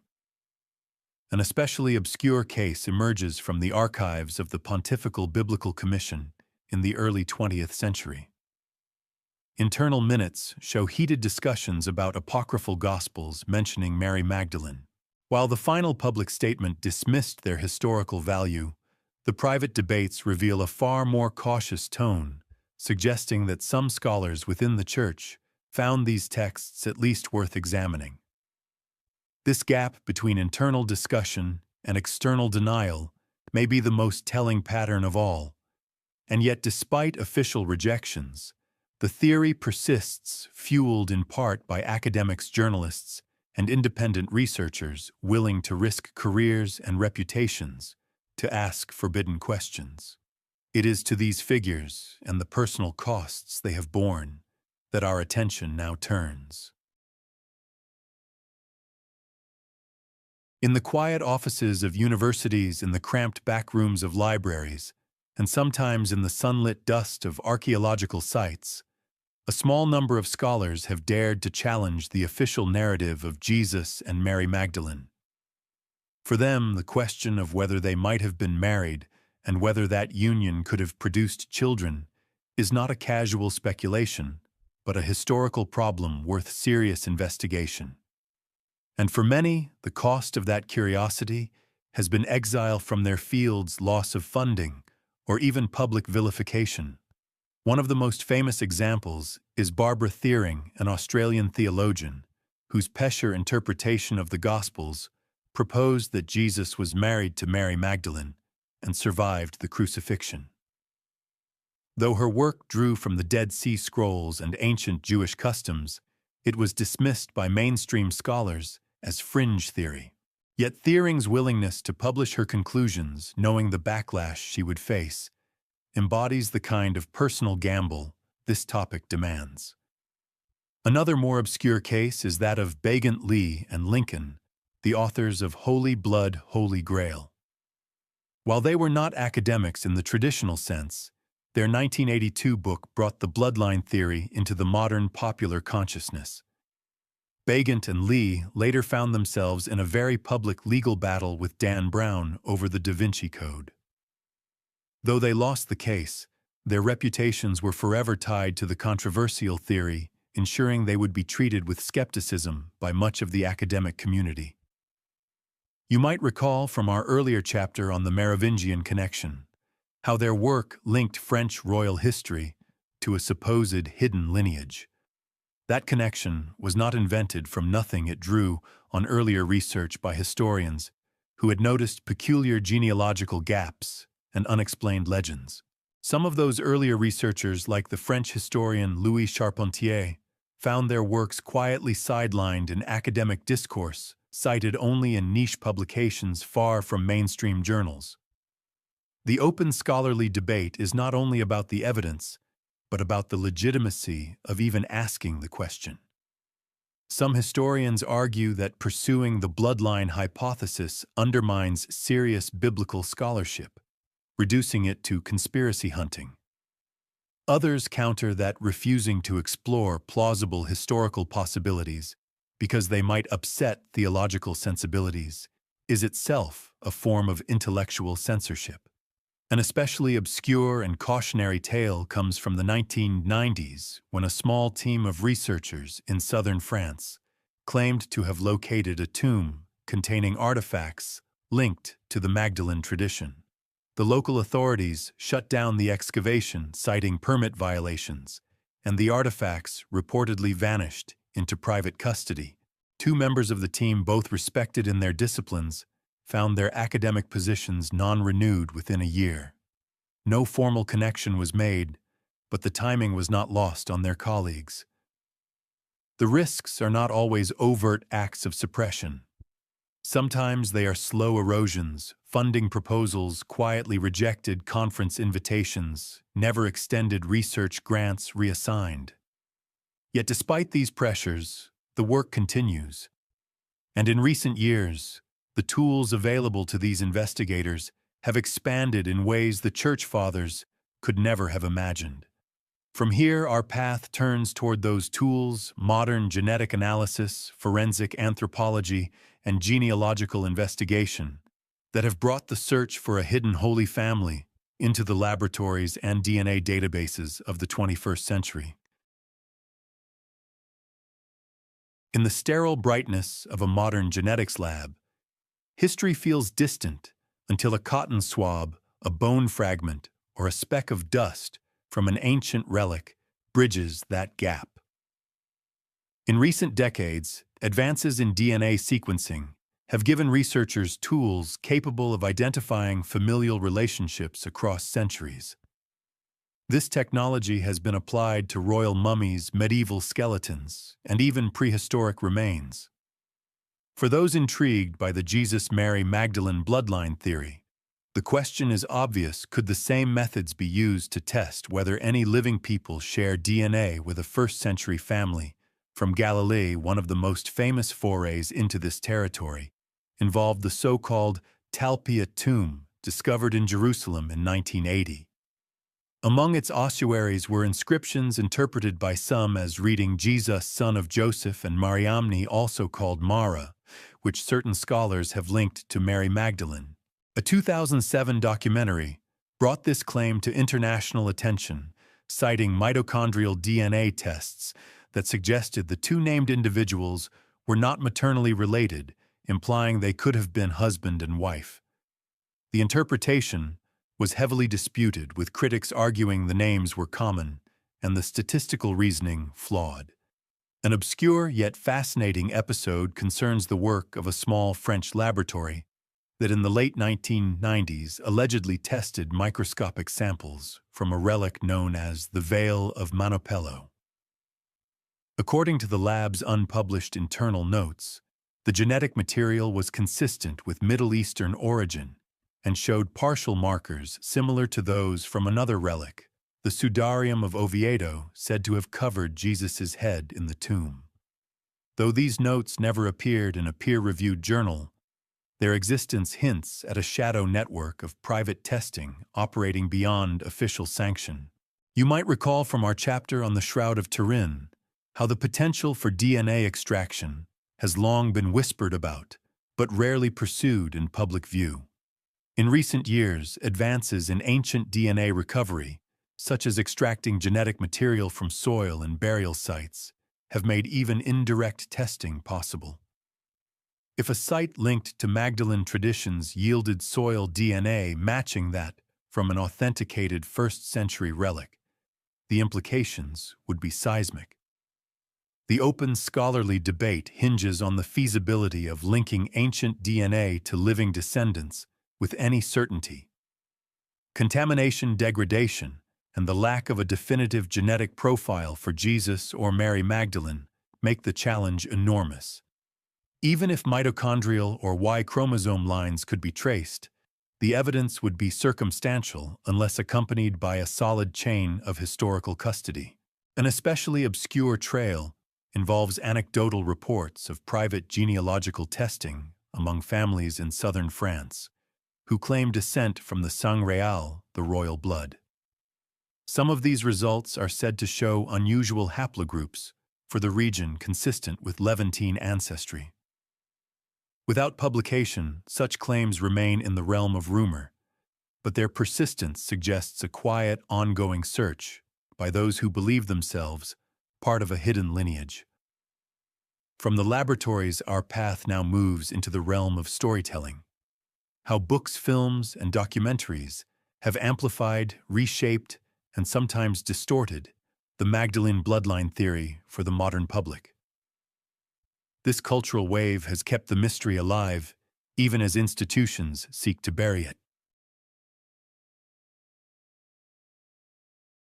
Long before a certain novel turned Mary Magdalene into a household name for millions of modern readers, the idea of a hidden bloodline had been quietly circulating in academic papers, fringe publications, and regional folklore. But it was not until the late 20th and early 21st centuries that the theory broke into mainstream awareness, and it did so through the irresistible machinery of books, films, and television. The most visible catalyst was Dan Brown's The Da Vinci Code in 2003. A thriller draped in historical intrigue, it wove together the research of Holy Blood, Holy Grail, the art of Leonardo, and centuries-old legends to create a vivid narrative in which Jesus and Mary Magdalene were married and their descendants survived in secret. The book sold over 80 million copies, was translated into dozens of languages, and spawned a blockbuster film. While the Vatican dismissed it as fiction, and did so loudly, the controversy itself acted as free advertising. The more the Church denounced it, the more people read it, curious about the possibility that something so emphatically denied might hold a grain of truth. An obscure but important prelude to this moment came in 1998 when the BBC aired a documentary called The Real Da Vinci Code. While framed as investigative journalism, it leaned heavily on the work of Begant, Lay, and Lincoln, introducing their Merovingian and Rennes-le-Château material to a much wider audience. It did not ignite the same firestorm as Brown's novel, but it primed the cultural imagination. You might recall from our earlier discussion of Rennes-le-Château how that small French village became a nexus for bloodline speculation. After the Da Vinci Code, tourism to the area surged, and local guides began incorporating Magdalene theories into their tours. This is where media influence becomes a feedback loop. Popular entertainment feeds public curiosity, which in turn fuels commercial and scholarly interest, which produces more media. The open scholarly debate is whether such portrayals ultimately help or hinder serious research. On one hand, sensationalized versions of the theory attract attention and funding that might not otherwise exist.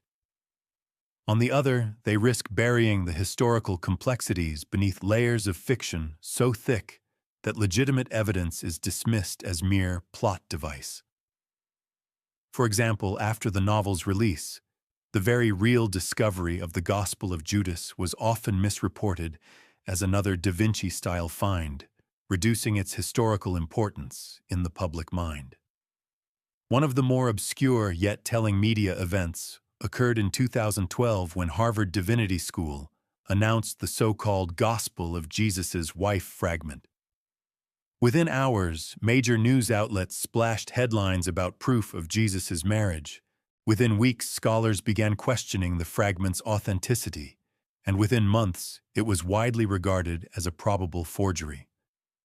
The speed of that arc from sensational revelation to discredited artifact mirrored the larger pattern of how the Magdalene bloodline theory moves through modern culture, fast, loud, and polarized. This pattern matters for our investigation because it keeps the theory alive in the public imagination. Even when evidence is disputed or disproven, the conversation rarely dies. Instead, it mutates, taking on new shapes in novels, films, and streaming documentaries. And in this constant recycling, the boundaries between myth, art, and history blur just enough to make the forbidden gospel feel like a riddle that might one day be solved. From here, we turn to the final cracks in the wall, subtle shifts in academic and religious institutions that suggest the once absolute rejection of the Magdalene bloodline theory is beginning to soften, however slightly.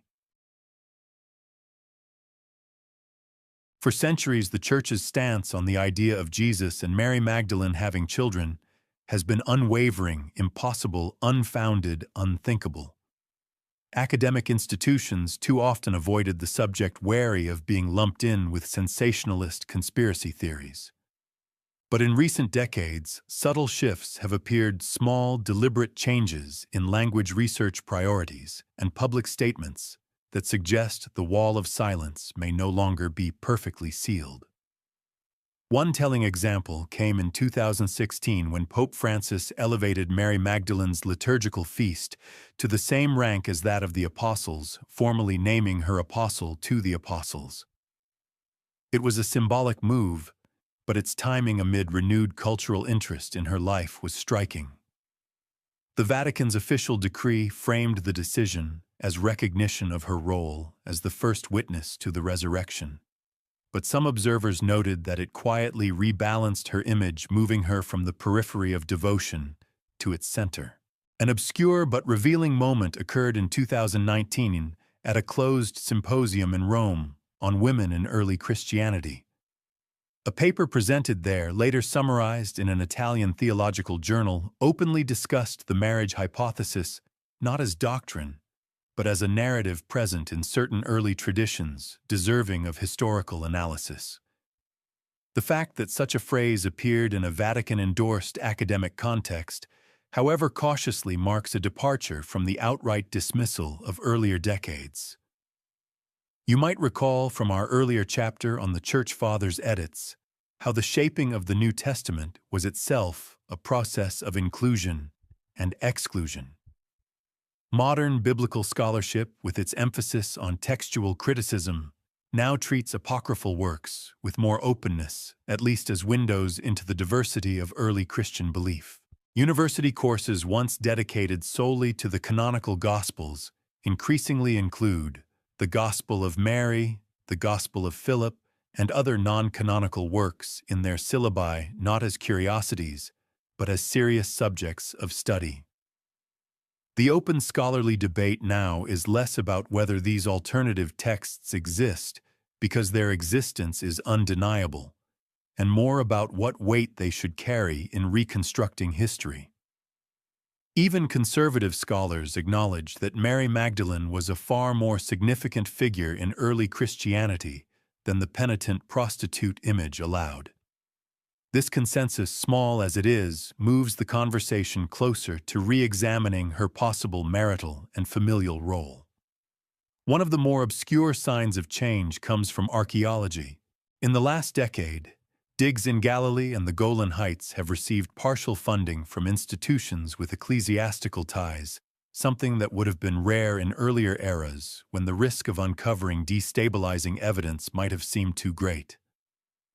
While no groundbreaking finds have yet emerged from these projects, their very existence shows a willingness to engage the historical record rather than avoid it. Still, these cracks are narrow. The Vatican's public line remains the same, and most academic historians avoid outright endorsement of the bloodline theory.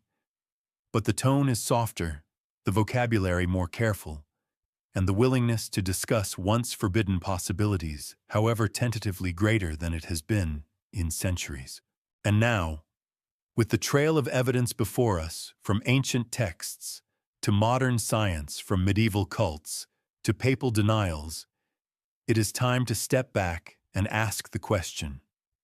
At the heart of this investigation, if we piece together the most credible fragments, what picture emerges of the forbidden gospel?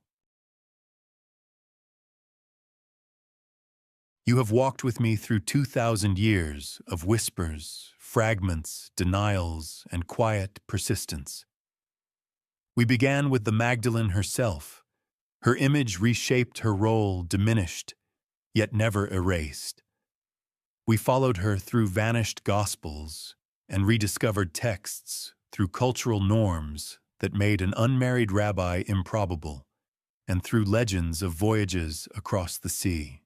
We traced the story into medieval shrines and the guarded symbols of secret orders into smuggled manuscripts and cautious modern laboratories. And now, at the end of this long trail, the pieces lie scattered before us, waiting to be fitted together. What emerges is not a neat, unbroken chain of proof, but a constellation points of light that, when connected, form a picture both compelling and elusive. The earliest sources outside the canonical Gospels depict Mary Magdalene as a figure of profound trust and authority in Jesus' circle. Gnostic texts, especially the Gospel of Philip, hint at an intimacy that was emotional, spiritual, and perhaps physical. The marriage hypothesis gains plausibility from cultural context. In first-century Jewish society, celibacy for a rabbi was rare enough to raise eyebrows, especially if the rabbi was publicly engaged in teaching and communal life. The bloodline theory gains its strength not from a single unassailable document, but from the recurrence of certain patterns. Legends in southern France of Mary's arrival, the Merovingian genealogies, the treasure-laden myths of Rennes-le-Château, the guarded knowledge attributed to Templars and Rosicrucians, all of these point in their own coded ways to the survival of a family line. They do not prove it. They suggest it like a shadow cast by something just out of sight. You might recall the DNA discussions, the ossuaries with suggestive names, the relics tested in secret, the whispered results never published. This is where modern science meets the same problem that haunted ancient scribes' access. Whether by deliberate suppression, legal obstruction, or simple loss, the most potentially decisive pieces remain locked away. That lock and the hands that hold the key have remained remarkably consistent over the centuries. The open question is whether the Church's enduring refusal to entertain this theory is purely theological, or whether it conceals an awareness of truths too destabilizing to risk. For if Jesus had children, the meaning of his life and the structure of the institution built in his name would have to be reconsidered. Apostolic succession, papal authority, and centuries of celibate priesthood would face uncomfortable scrutiny. And so the forbidden gospel remains forbidden, not because it is a clear and present threat, but because its possibility keeps the mind restless. It resists closure. The wall has cracks.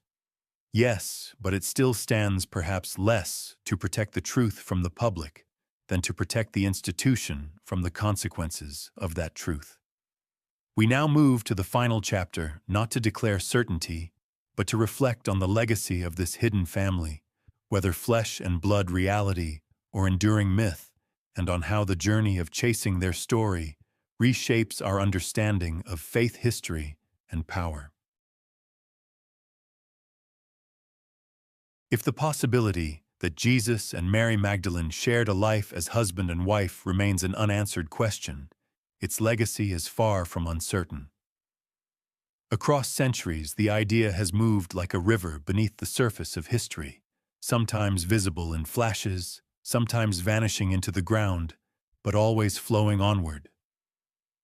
Whether that river carries truth or only legend, it has reshaped landscapes of faith, of scholarship, of the imagination.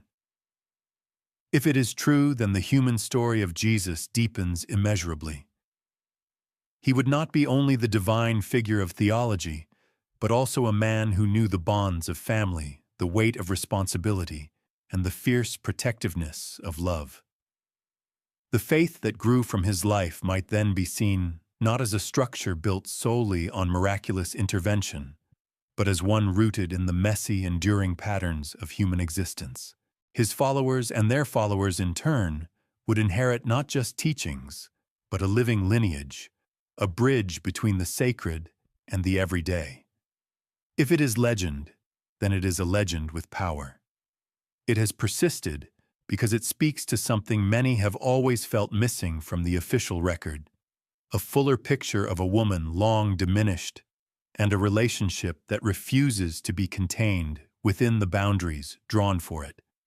Mary Magdalene, whether historical wife or symbolic partner, stands as a figure whose significance endures because it restores balance to a narrative tilted for too long toward erasure. You might remember the fragments we have traced: hidden texts, altered verses, sealed tombs, quiet denials, and the faces of those who risked everything to keep the question alive. Together, they form not a closed book, but a living puzzle, one in which the act of searching becomes as meaningful as the solution itself. And perhaps that is the final truth here, that history's greatest mysteries are not always meant to be solved in the conventional sense. They are meant to keep us looking, questioning, challenging the neatness of official stories. In that way, the forbidden gospel, whether fact, half-truth, or beautiful myth, does exactly what great truths do. It disturbs the comfortable, it awakens the curious, and it reminds us that every wall, no matter how solid it seems, begins to crumble from the smallest of cracks. So we leave the question where we found it unanswered, but alive.